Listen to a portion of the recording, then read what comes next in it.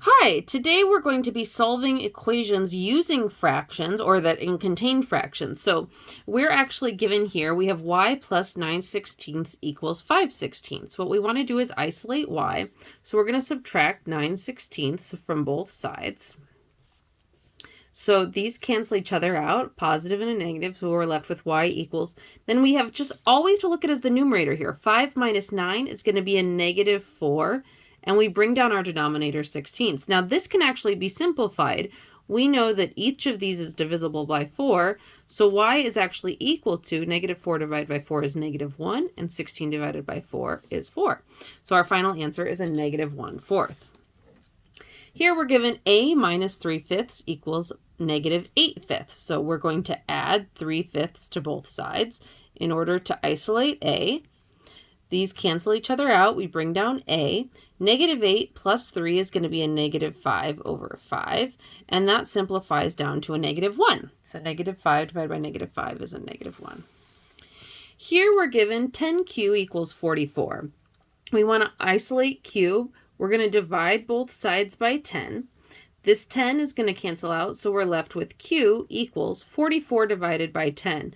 Now, I can write that there, and that's actually correct, but I want to simplify this a bit more. Now, I know that both of these is divisible by 2, so I'm going to say that q is equal to 44 divided by 2 is 22 over 5. And I could actually simplify this further if I wanted to by making it into a mixed fraction. So 22, this would be 20 divided by 5 is 4 and 2/5. This is also equal.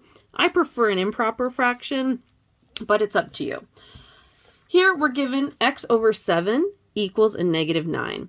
Well, if we have this, we know that we can multiply, I'm going to rewrite this, x over 7 equals a negative 9. I can multiply both sides by 7 over 1, and these 7s are going to cancel out, so I'm just left with x equals, now 9 over 1, negative 9 times 7 is a negative 63, and that's actually my final answer. Even though it's divisible by 1, I don't need to write that down, it's just implied. Here I have negative y equals 15.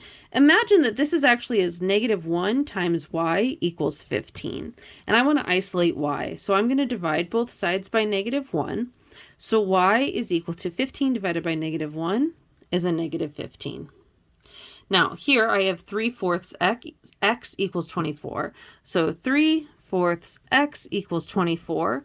I'm going to multiply by the reciprocal because that's how I divide fractions. So these 3's are going to cancel out. These 4's are going to cancel out. I'm left with x.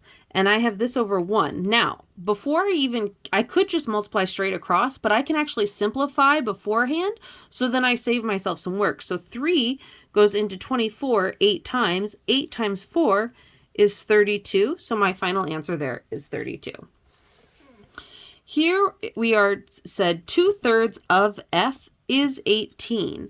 So 2/3 of f, we know that's going to be our multiplication, and is 18 is going to be our equal sign. So 2/3 f is 18. I can multiply both sides by the reciprocal since that's how I divide. These 3's cancel, these 2's cancel, so I'm left with f equals 18 is over 1. I can simplify. 2 goes into 18 9 times, so 9 times 3 is equal to 27. And here, the quotient of m and 5/6 is 3/4. So quotient we know is division.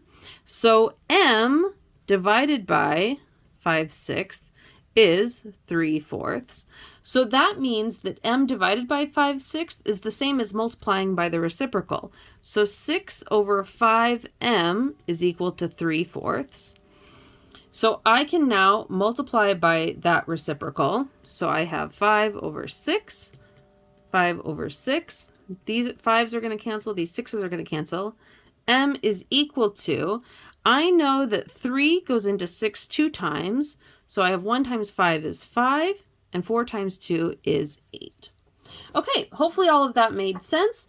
These are our notes on solving equations with fractions. Please bring your questions to class, and I will help you then. See you. Bye.